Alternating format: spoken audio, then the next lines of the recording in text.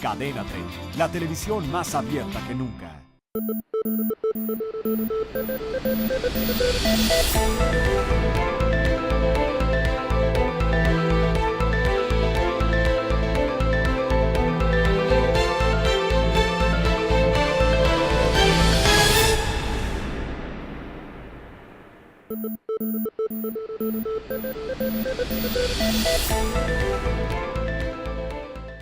Buenas noches, bienvenidos a Círculo de Ideas, el programa de análisis de Cadena 3. Muchísimas gracias por estar con nosotros. Hoy nos acompaña Paco Sea. Querido Pascal, ¿cómo estás? Muy buenas noches. Queridos compañeros, buenas noches. Martín Espinosa. Pascal, muy buenas noches a todos. Ulises Beltrán. Encantado, Pascal, buenas noches, buenas noches. Ángel Verdugo. Buenas noches a todos y gracias por la oportunidad de estar aquí con ustedes. Humberto Busacchio. Buenas noches. Y José Buendía. Pascal, ¿cómo estás? ¿Cómo están todos? Pues estamos a 4 semanas de la elección presidencial. Podríamos decir que el mes de abril fue un mes plano, noticiosamente no pasaron muchas cosas. Después vino mayo con realmente novedades en cuanto a las campañas, cosas que no habíamos visto. Y llegamos al mes de junio, estamos a 28 días de las elecciones, 24 de la finalización de las campañas. Y creo que podemos decir con mucha objetividad que lo que viene pues está por definirse. Pepe Buendía.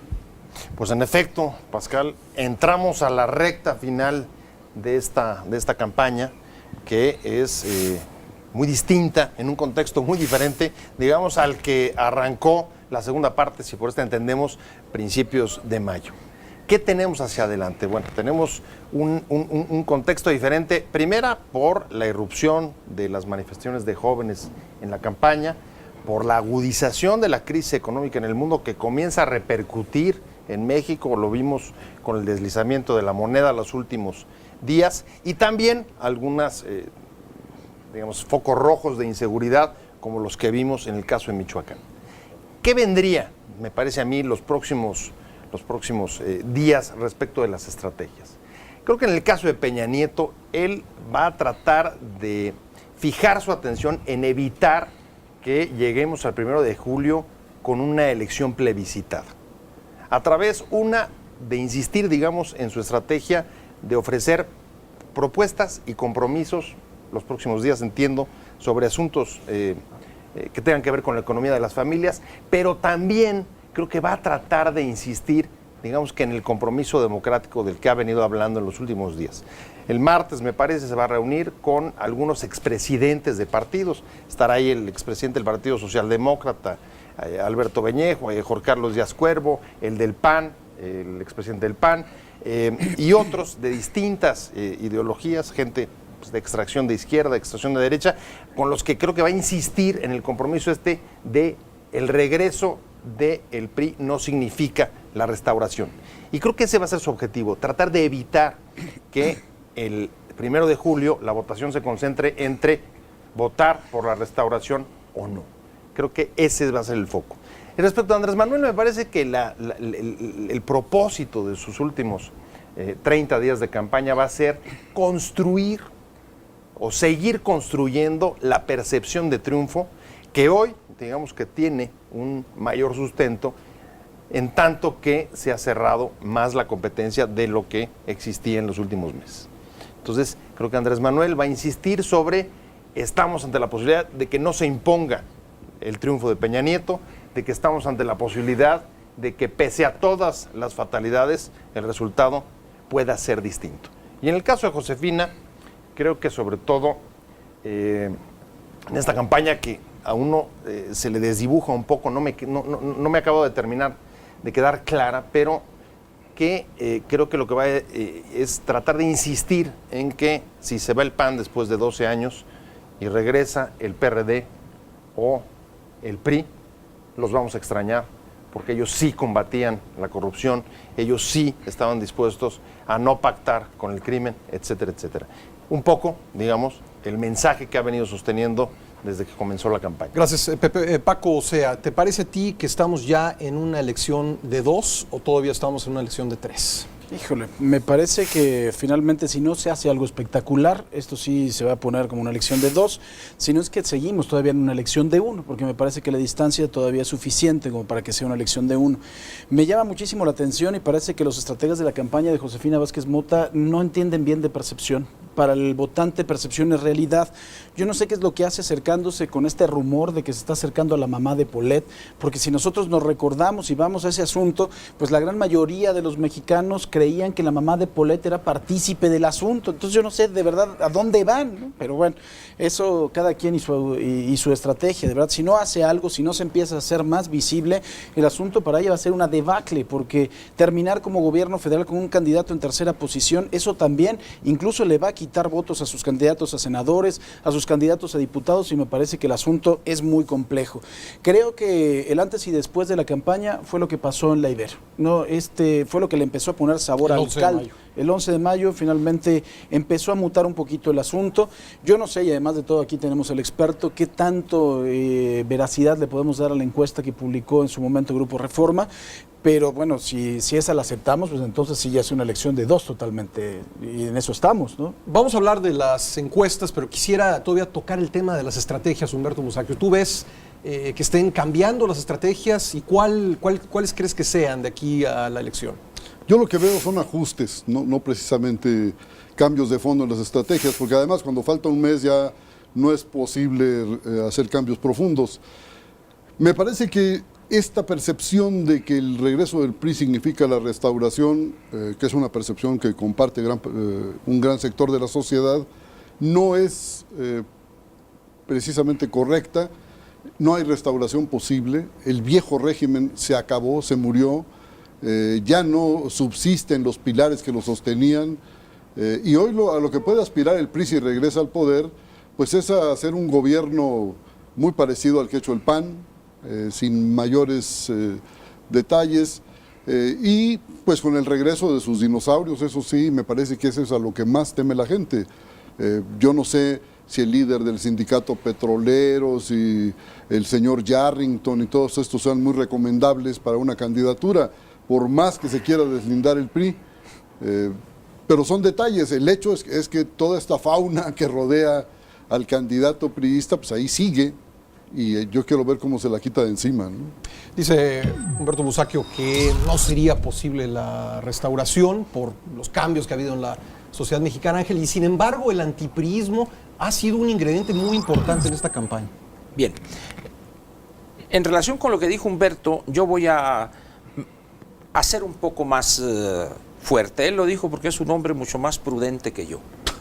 Yo no soy tan prudente, no he aprendido a hacerlo, y creo que aquellos que planteen que va a haber una restauración del viejo PRI es una completa y soberana estupidez.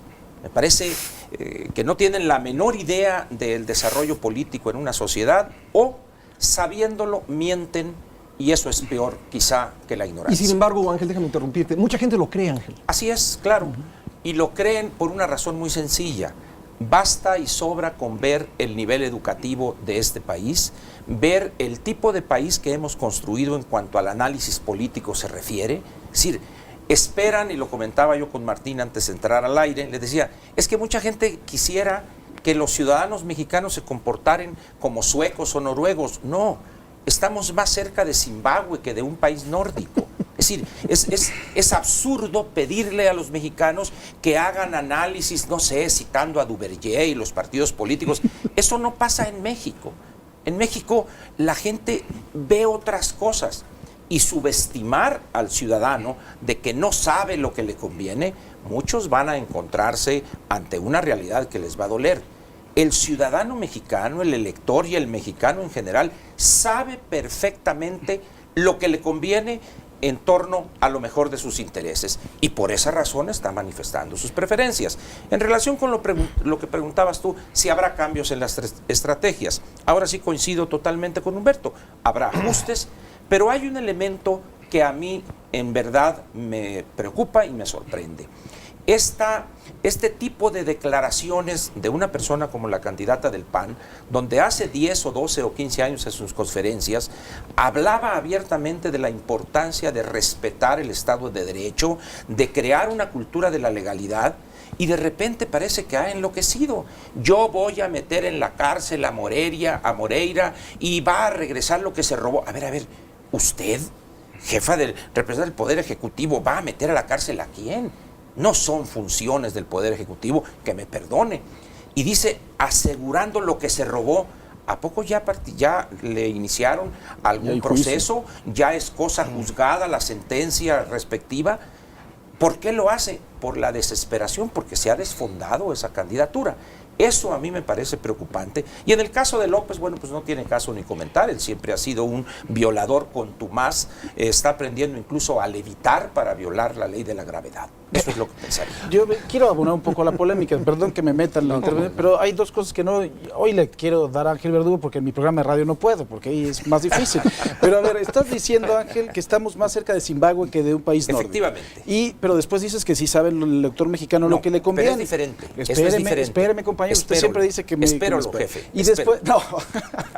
Y después hay otra cosa que me llama la atención. Finalmente, el sentimiento más anti-PRI está radicado en la parte más educada de la sociedad mexicana, porque las manifestaciones anti-PRI son de universitarios. Entonces ya no entendí la lógica de tu argumentación. Dices la parte más educada.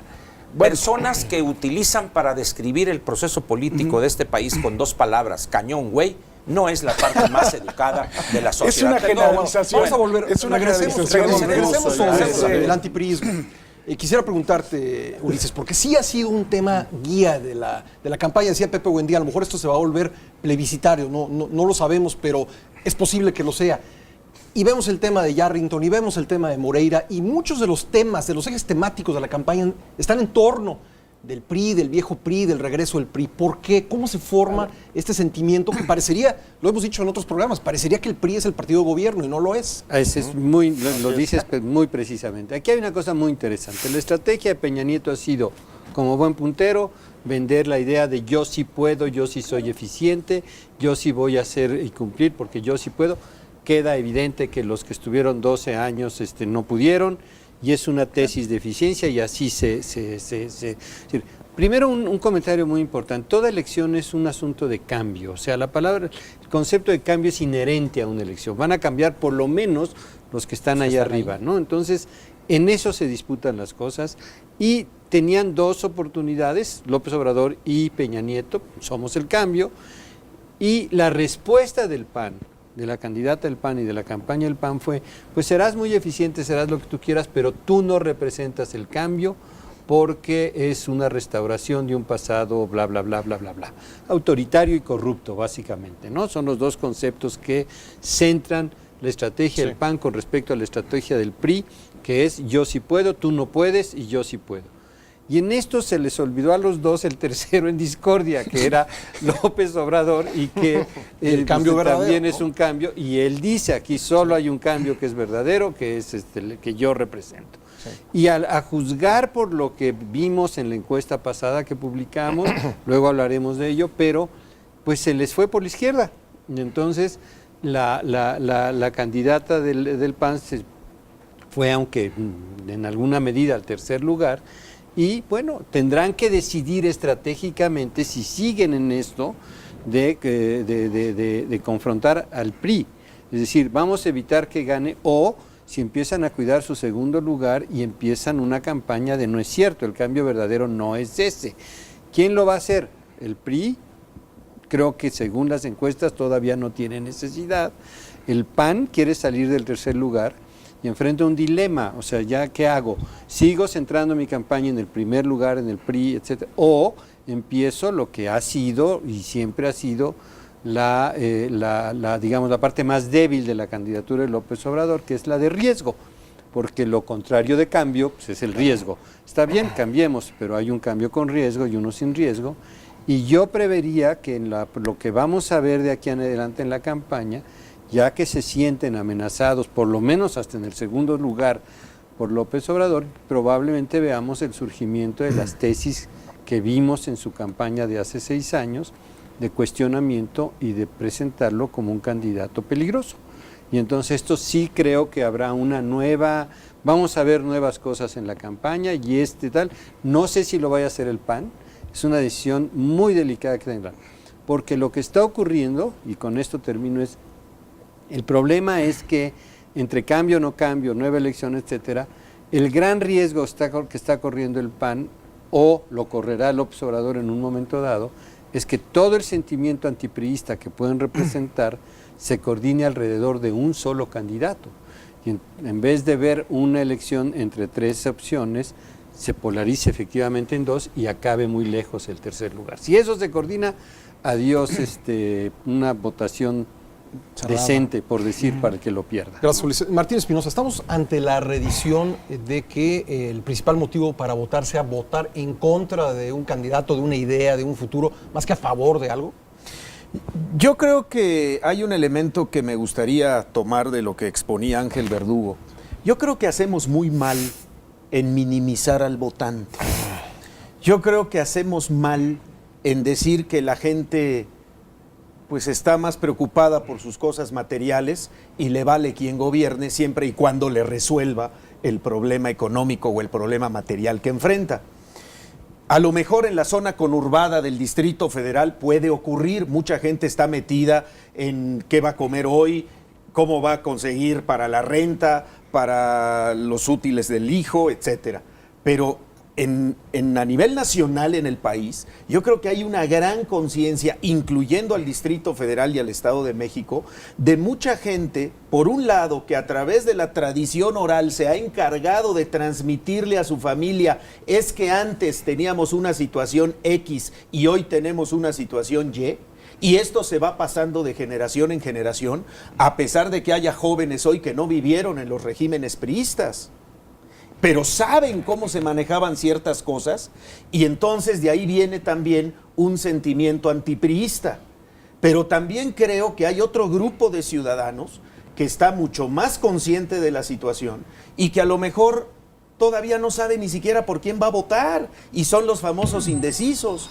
López Obrador, en uno de sus últimos discursos, va atacando precisamente ese tema de los indecisos, y decía: en la encuesta del periódico Reforma hay un porcentaje de gente que todavía no defiende su voto, no define su voto, perdón, y esa gente es la que ya sabemos por quién va a votar, y se la atribuye a su causa.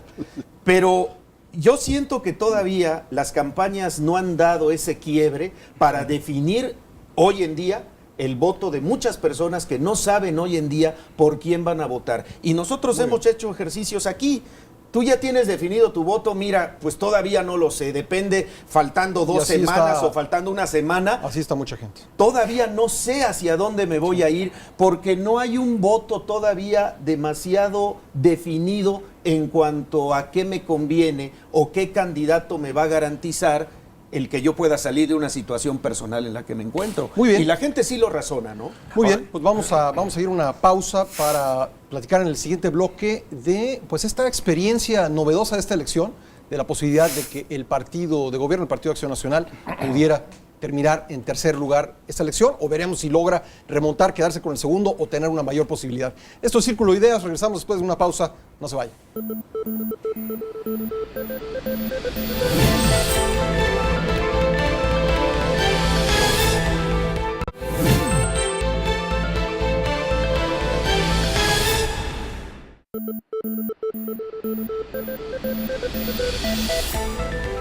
Regresamos a Círculo de Ideas y planteábamos antes de irnos a corte que esta podría ser la primera ocasión en una elección presidencial en México donde el partido de gobierno, el Partido de Acción Nacional, termine en tercer lugar. Lo tenemos que decir porque hay encuestas en ese sentido, porque hay la percepción de que la campaña de Josefina Vázquez Mota no ha tenido el impacto que se hubiera esperado. Incluso hay quienes dicen que el presidente Felipe Calderón, el gobierno, no está apoyando como debiera. Curiosamente, esa misma gente, si viera una participación mayor, haría una denuncia, ¿no?, respecto a de la participación del gobierno en la campaña. Pepe Buendía, ¿cómo ves esta posibilidad y si esto ha trastocado, nos presenta ante una elección completamente nueva?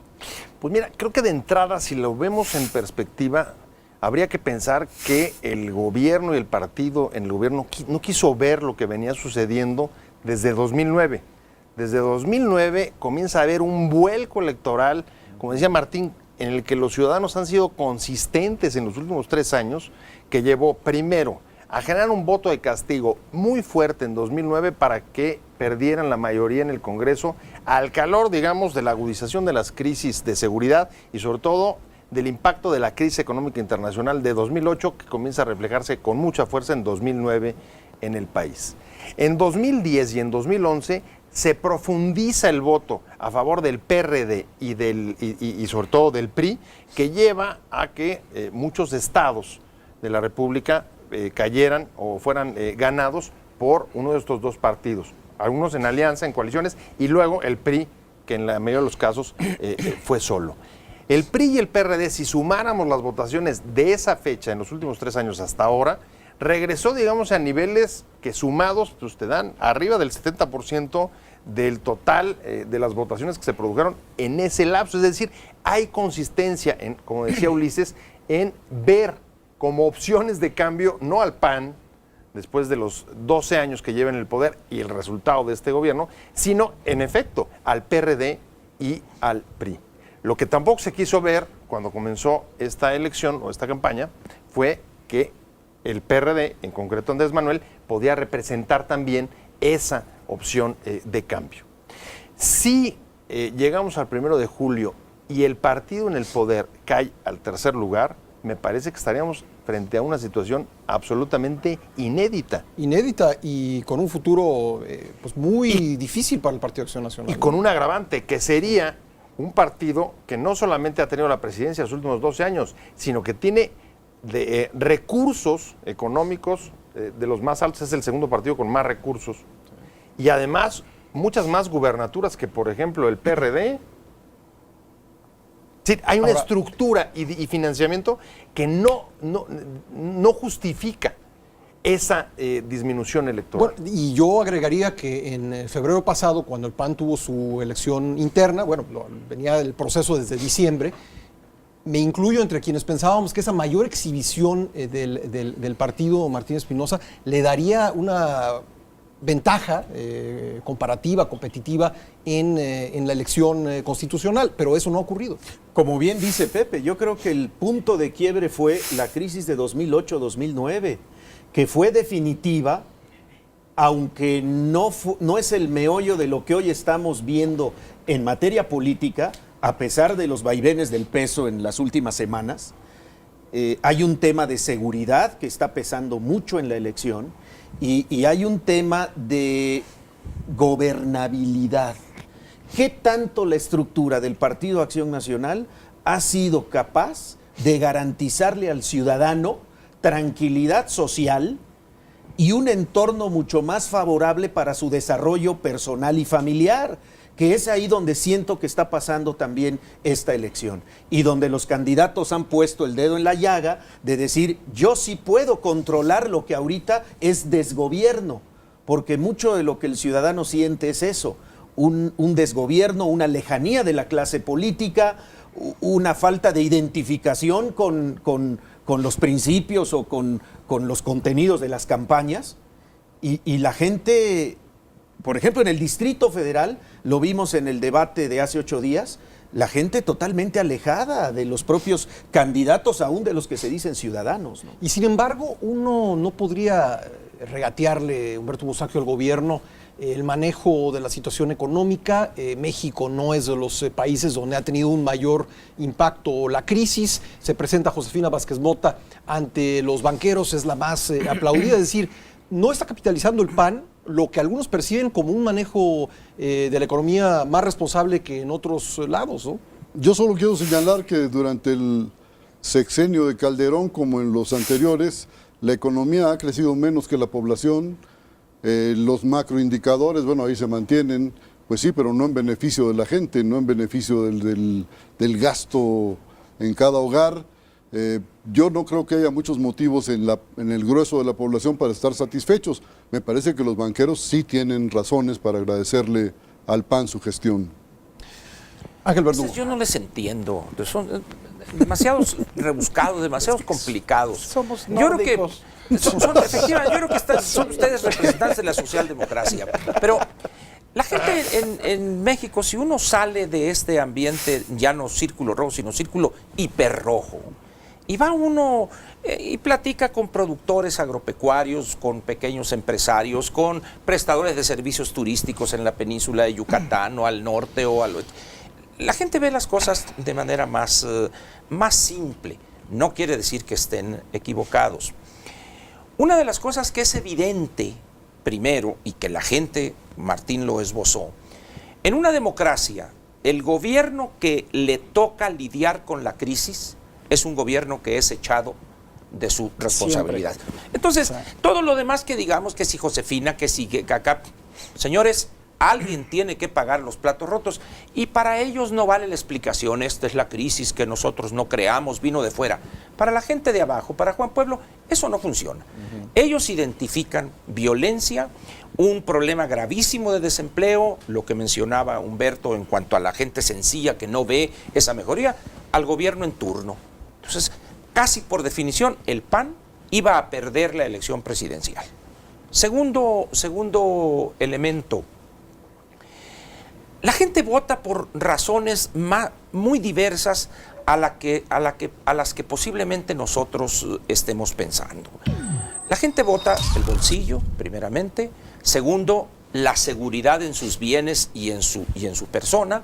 Y en eso no les ha ido bien. En consecuencia, ahí está un voto en contra del PAN. Pero mucha gente se habla del cambio verdadero de López Obrador. Yo difiero de eso. Yo creo que la gente le tiene tomadas las placas no solo a López Obrador, sino a ese grupo. O sea, López Obrador es exactamente el mismo cuando comandaba el PRI en Tabasco hace cierto número de años. No ha cambiado, es esencialmente el mismo, un individuo ignorante de las cuestiones elementales de cómo funciona la economía, es un demagogo, es un tipo mesiánico, y ahí está, va cambiando, ajustándose un poco a las nuevas condiciones, pero esencialmente es el mismo. Y mi percepción en mis pláticas cuando salgo del Distrito Federal es que el país, el electorado en el país, prácticamente tiene bien etiquetado eso. Ya no le cree eso que casi de manera mágica va a haber empleo. ¿Quién en su sano juicio hoy en el mundo habla de 7 millones de empleos en 6 meses? A ver, Ángel, déjame retomar tu punto sobre el hecho de que el PAN estuviese condenado, Ulises, a perder la elección porque le tocó manejar la recesión bien o mal. Pero pone aquí, Ángel, sobre la mesa de que no había ninguna posibilidad para la continuidad desde el principio de la campaña. ¿Tú cómo lo ves? Bueno, pues sí, aquí está el peso del voto retrospectivo, que es muy fuerte, ahí está, ¿no? Está hay una percepción, hay una insatisfacción de crecimiento económico insuficiente, está el tema de la inseguridad que se les atravesó, y sí, yo creo que era el partido en el poder con crisis chiquita, grandota, mediana o lo que sea, sí la tiene más difícil cuando hay cambios súbitos como los hubo de 2008 a la fecha. Tu pregunta me parece muy relevante, esto que lo lleve al tercer lugar, si realmente es poco frecuente, sí ocurre, pero ocurre en contextos de crisis extremas, de la Rúa en Argentina, por ejemplo. Sí fue una paliza monumental, acabó en el fondo de las preferencias, ¿no? Y sí es raro que llegue un partido en el poder al tercer lugar. Y en esta ocasión, ¿por qué pareciera que se configura? No digo que vaya a ocurrir esa posibilidad, pues sí, yo creo que sí tiene que ver con que el recurso que tienen, que es esta aparente y relativa posición ventajosa de México respecto al contexto mundial, que además creo que es cierta, o sea, lo que dice el presidente creo que es cierto, tenemos una situación privilegiada con respecto al resto del mundo. Pero el problema es que la percepción económica, independientemente de que sea cierta la afirmación del presidente, es tremendamente negativa, parecida a momentos críticos, a momentos muy extremos, ¿no? Entonces, aquí, como le pasó a Bush en un momento dado en una elección, tenía una economía ya arreglándose, ya todo esto, ya iban bien los números, pero la percepción económica, que es la respuesta en encuestas a la pregunta, ¿se siente mejor o peor en este momento que antes?, seguía siendo muy negativa, y yo creo que eso es lo que está pasando.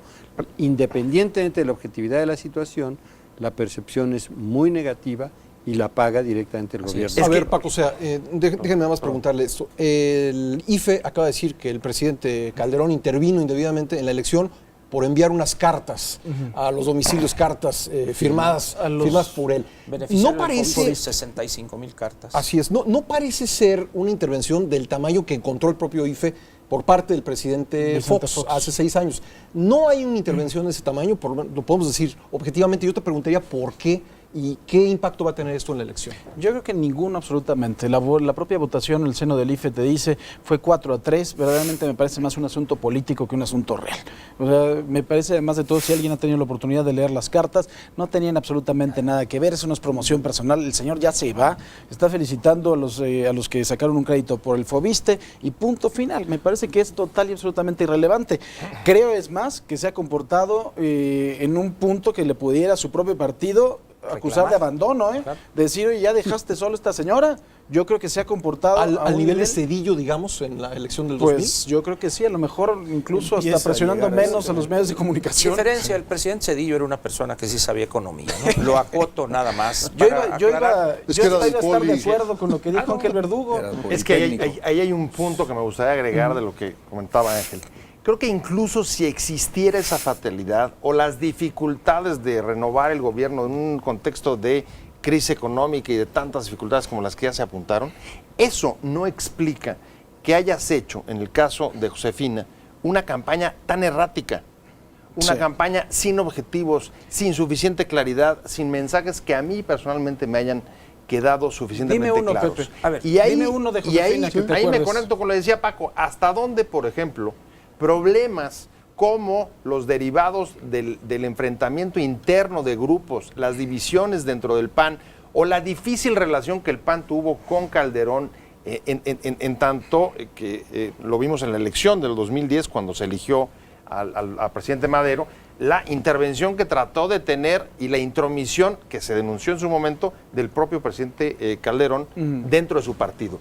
Y luego, la contraria, la que tú decías, el distanciamiento respecto de que la es candidata. evidente, ¿no? Ángel Yo Verdugo. creo que sí es la evidente. campaña de Josefina, contrario a lo que dice, lo que afirma Pepe, yo creo que tiene una explicación clarísima en cuanto a sus mensajes erráticos, sin contenido, pésimos. ¿Cómo se llama el muchacho este de las tarolas, el que está ahí encargado de la comunicación? Max Cortázar. No, pero no está tan arriba, está primero el pero Mapilla es el y que hace después el está daño a Arminio los de Blanco, abajo. ya después Entonces, está Max se Cortázar. explica evidentemente. Pero Pero Ángel, segundo, no lo hizo tan mal en la de Calderón. Podrás criticar lo que quieras, pero no lo hizo tan mal. bueno, eso lo discutiremos después. Bueno, segunda cosa, hablan del PAN que presume la estabilidad económica. Hasta ahorita el único funcionario que ha llegado a un nivel alto en el área financiera del gobierno ha sido el maestro Ernesto Cordero, que escasamente duró 17, 18 meses y para afuera. Todo el equipo, tanto en lo que se refiere a política monetaria como a política fiscal, es decir, Hacienda, Banco de México, es resultado de 25, 30 años de generar un recurso humano, calificar cuadros altamente especializados y que se hizo con el PRI. Entonces, decir que ellos... ¿Y quién los hizo en el PRI? En el PRI, pues intervinieron desde antes de Salinas, si estás pensando en eso, desde antes de Salinas, pero también el presidente Salinas impulsó rápidamente, mucho para concluir el bloque, Humberto Musacchio, el papel del presidente Calderón, estamos a un mes de las elecciones, ¿cómo se le verá después de la elección y bueno, después de su presidencia? Bueno, él declaró hace unos días que los pleitos no son contra él, que las críticas no son contra él, así como diciendo todo está muy bien en mi gobierno. Pero me parece que la situación de la candidata panista se deriva en mucho de la insatisfacción con la gestión de Calderón. Muy bien, vamos a ir a una pausa, regresaremos ahora sí para tocar el polémico tema de las encuestas. No se vaya, esto es Círculo de Ideas, viene lo bueno.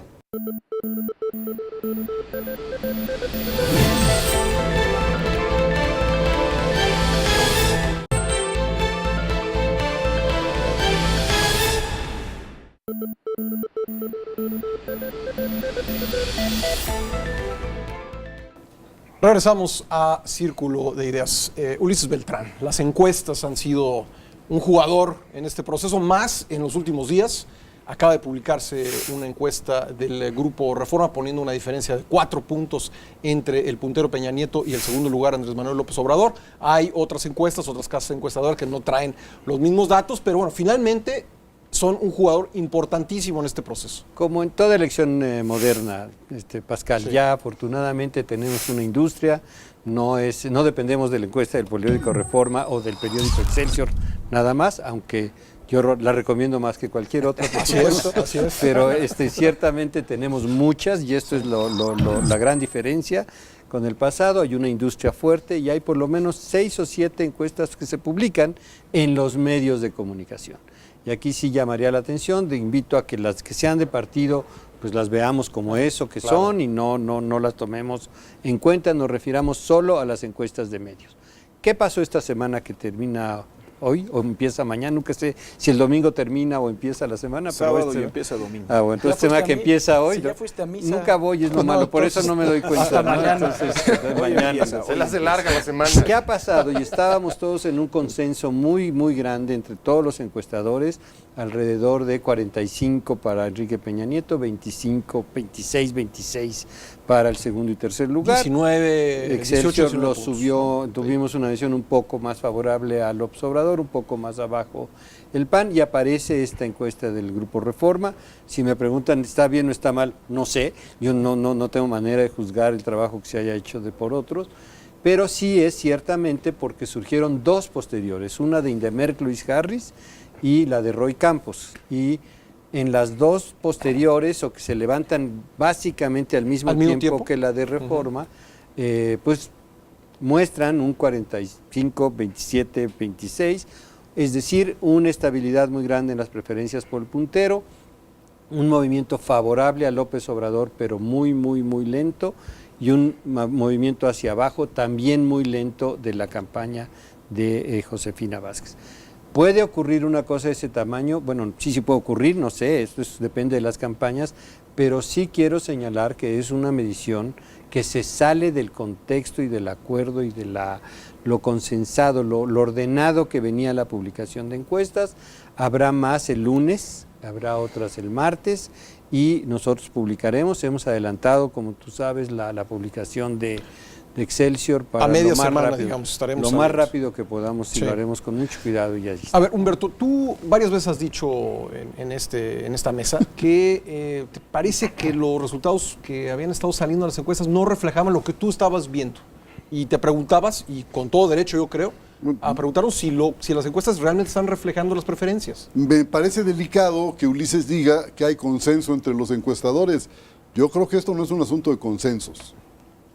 Esto es un asunto técnico. Lo que creo que quiere decir es que están encontrando resultados Coincidencia. similares Y la las mayoría. técnicas varían de una empresa encuestadora a otra. Casi nada, Humberto. Y cuando uno son se sale demasiado hacia arriba o hacia abajo, busca luego meterse al pelotón, ¿o me equivoco? ¿A qué te refieres? ¿Que se busca La mayoría de lo que dicen los de encuestadores. una corrección, Hay la empresas manipulan, encuestadoras, dices, Humberto, la hay manipulan. empresas encuestadoras contratadas por los candidatos. Por eso yo Aunque hablo no se de- refiere a Entonces, eso. De esas yo no pero hablo, influyen yo hablo solo también de las- en esa tendencia hacia ciertos números. No quiero decir que hay que desconfiar de todas las encuestas, de ninguna manera, porque expresan de algún modo esos retratos del instante y tendencias generales de lo que hay en la sociedad, pero el asunto es ese. Ahora, con el movimiento de los muchachos enfrente, que por cierto, el miércoles publicaron un documento precioso, bien redactado, que desmienten eso de que solo sepan decir güey Lo contrataron y la que alguna otra redacción.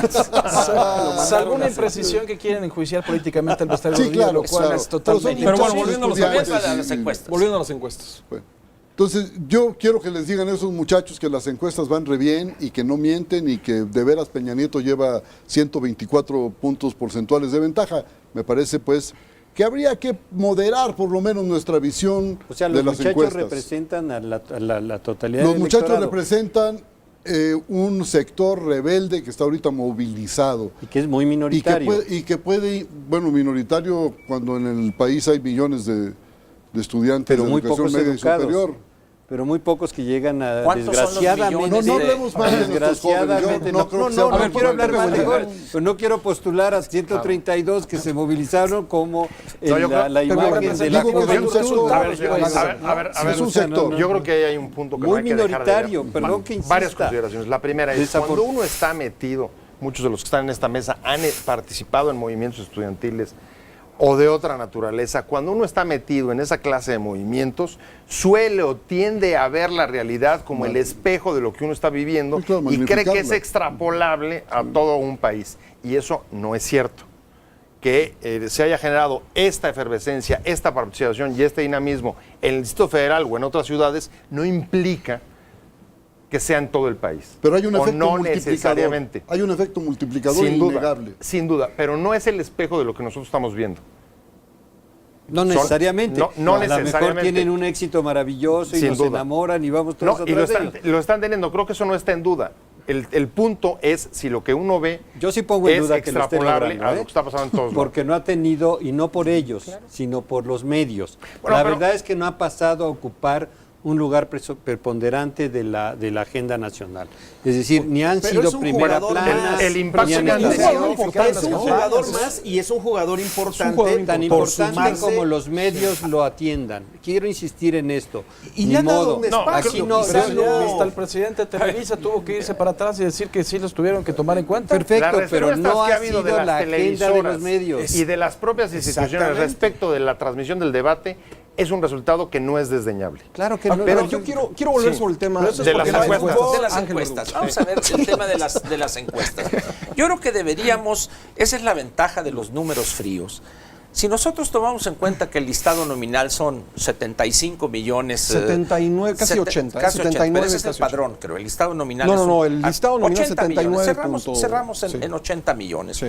Si nosotros consideramos que los menores de 25 años, que estamos hablando de 14, 15 millones, y si consideramos que los estudiantes de educación superior universitaria son menos de 2 millones en el país, pues eso ya nos da un panorama, se acota la realidad.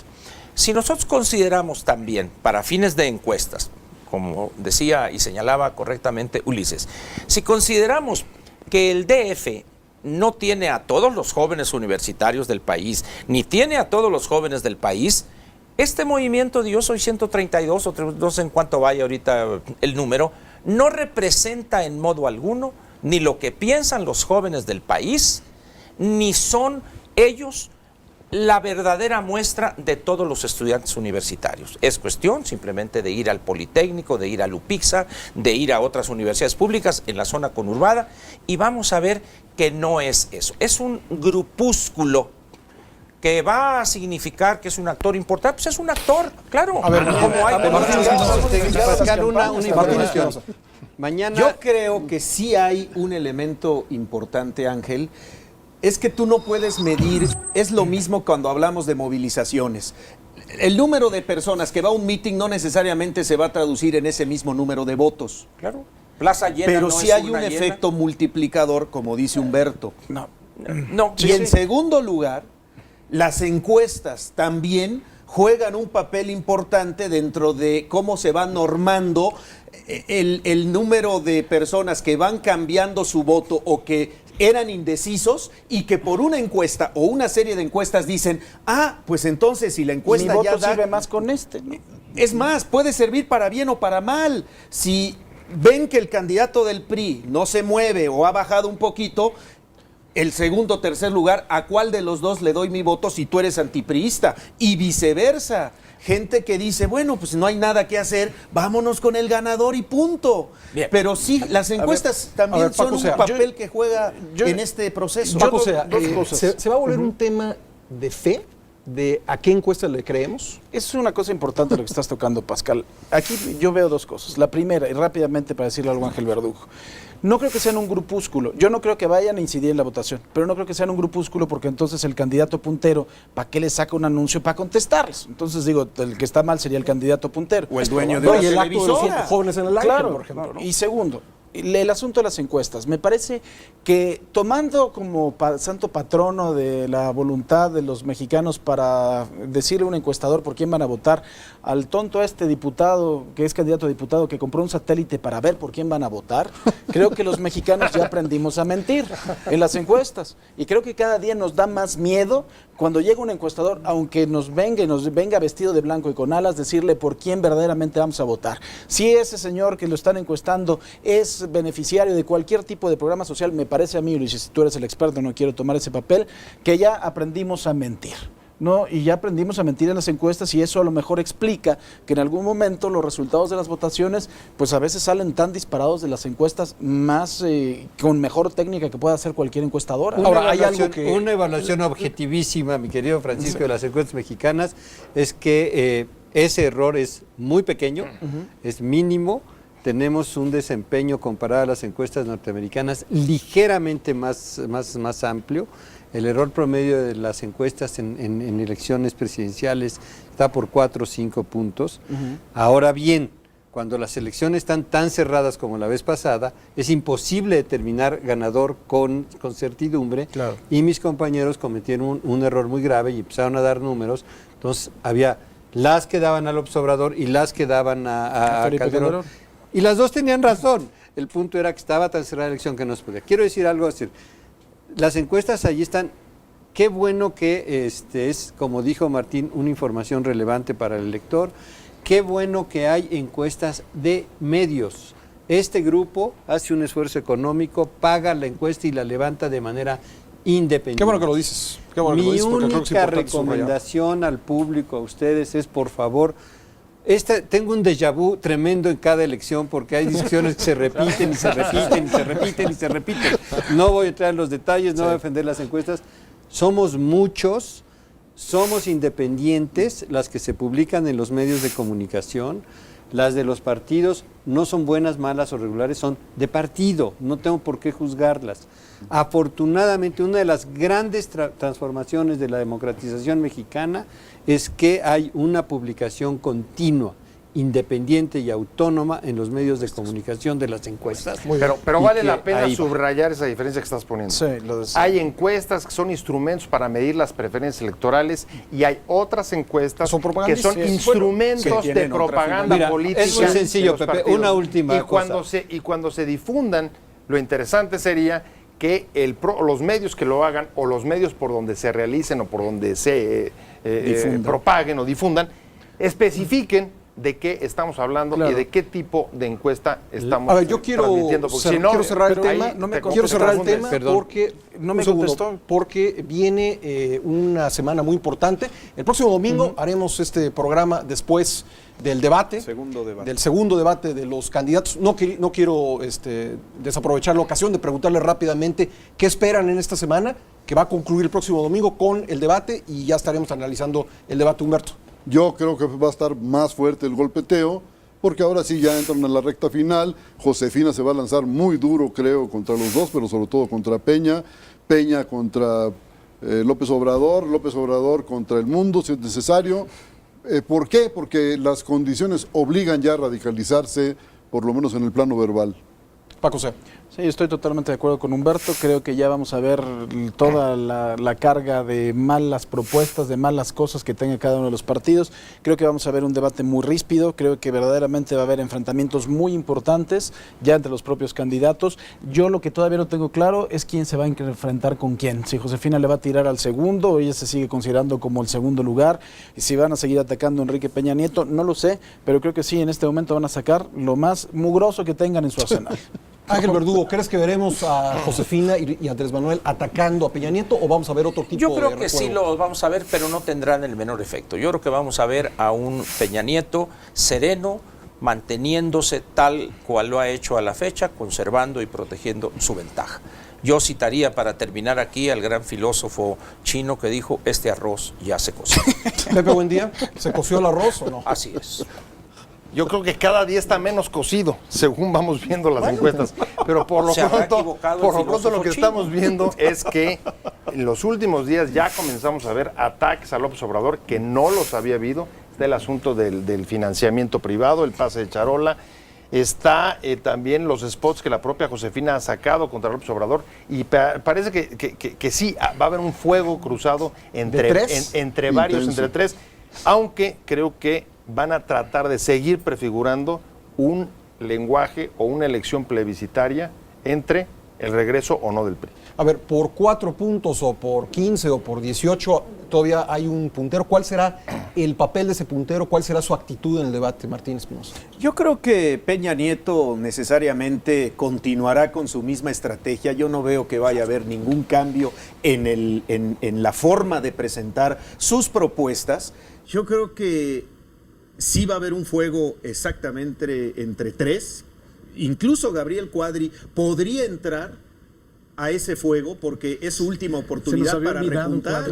Se nos había olvidado Gabriel Cuadri, pero es la última oportunidad que tiene para sumar, aunque sea un poquito más de puntos, y darle mayor margen a Nueva Alianza dentro de todo el proceso electoral. Y finalmente yo creo que no va a ser tan definitorio, pero yo tampoco coincido con Ángel de que este arroz ya se coció, ¿eh? Yo creo que todavía vamos a ver muchas cosas interesantes en lo que queda de este mes de campaña. Ulises Beltrán, para concluir.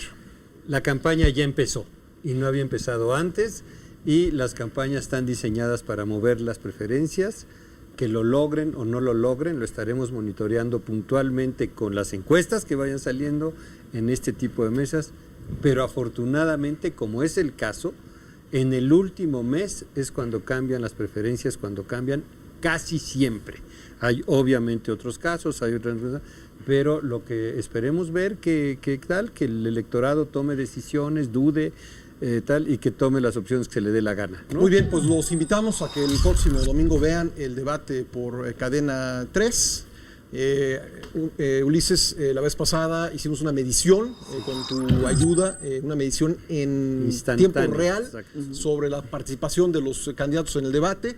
Es una diferencia respecto de verlo por otros canales, creo que es importante. El debate es a las 8 de la noche en Guadalajara el próximo domingo. Después del debate estaremos aquí en la mesa analizando lo que dijeron los candidatos, pero bueno, véanlo por Cadena 3 porque habrá esa diferencia. En toda la diferencia, Pascal, porque vas viendo cómo se está comportando y cómo está respondiendo ¿Qué es lo que le gusta es el estímulo que recibe un promedio, grupo, ¿no? Es un grupo de 60 personas, escogido con la mayor aleatoriedad posible, y por lo menos tienes oportunidad de ver dónde gustan, dónde no gustan, y es muy interesante. Muy bien, pues nuevamente la invitación a que vea el debate 8 de la noche, el 10 de junio, domingo 10 de junio, por Cadena 3, y después quédese en el Círculo de Ideas, donde haremos el análisis. Muchas gracias a todos los participantes de la mesa, gracias a ustedes por haber seguido este programa. Nos vemos el próximo domingo, soy Pascal Beltrán del Río, gracias, aquí estaremos el domingo 10.